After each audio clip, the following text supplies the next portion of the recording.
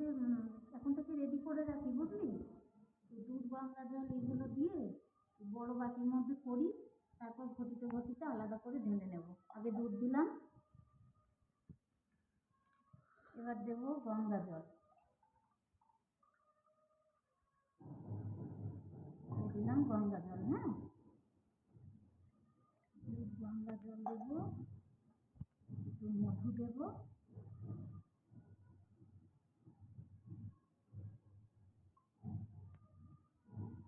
মধু দিলাম। আজকে সব জায়গায় পুজো হচ্ছে, কি সুন্দর বাজনা যাচ্ছে। এবার দেবো ঘি,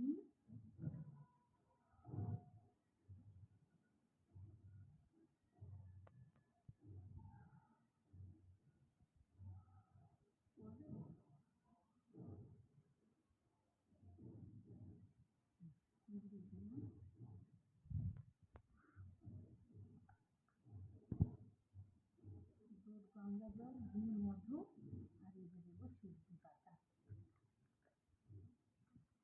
অনেকটাই তো দিয়েছে রে।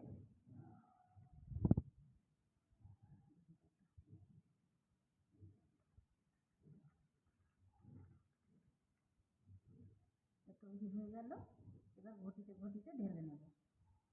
একটা চামচটা ঘিতে দাও। হয়ে যাচ্ছে রেডি এটা। আমরা তিনজন যাব, মা, আমি আর আমার মেয়ে, আমরা তিনজন যাব পুজো দিতে। তাই 3টে ঘটিতে রেডি করে নিলাম এটা। এবার ফুল ফল ওইগুলো সব রেডি করব, সেগুলো তোমাদের শেয়ার করব। ফুলগুলো রেডি করে নিই। ফুল কিরম ভাবে দেবো? জল আগে ফুল দেবো তারপর জল দেবো নাকি? না না, আগে ঘি মাখাতে হবে, তারপরে ঠাকুরকে? হ্যাঁ মধু মাখাতে হবে, যেগুলো নিয়ম।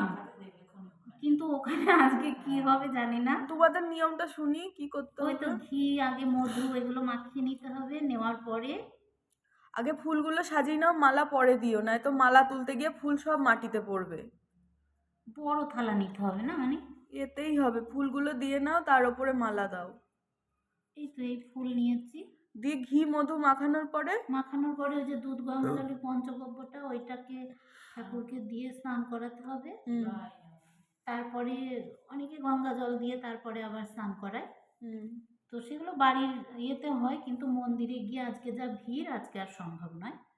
তারপর করার পরে এই মালাটা পরিয়ে দিবি ঠাকুরকে, তার আগে মালাটা পরিয়ে দিবি। জল দেওয়ার পরে মালা মানে জল দেওয়ার আগে মালাটা পরিয়ে দিবি, বুঝলি? ঘি মধু ওগুলো মাখা পরে দিলেও হবে, আগে দিলেও হবে। হ্যাঁ, মালাটা দিলি, দেওয়ার পরে একটা গোটা ফল ঠাকুরের কাছে বসিয়ে দিতে হয়। যেমন ধরো বেল দেয়, বেলই হচ্ছে ঠাকুরের, শিব ঠাকুরের প্রিয় ফল। বেল দেয়, অনেকে ধূত্র ফুলের যে কাঁটা ফলগুলো, ওই ফলগুলো দেয়, এসবগুলো দেয়। দিয়ে তোমার মনস্কামনা যেটা, সেটা তুমি ঠাকুরের কাছে প্রার্থনা করলে। এই ফুলগুলো আছে, থাক, বুঝেছিস?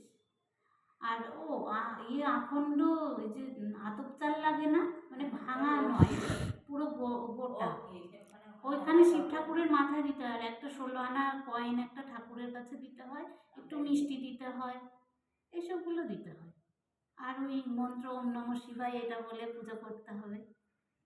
আর তোমার যা মনের বাসনা সেটা ভগবান শিবের কাছে জানাতে হবে।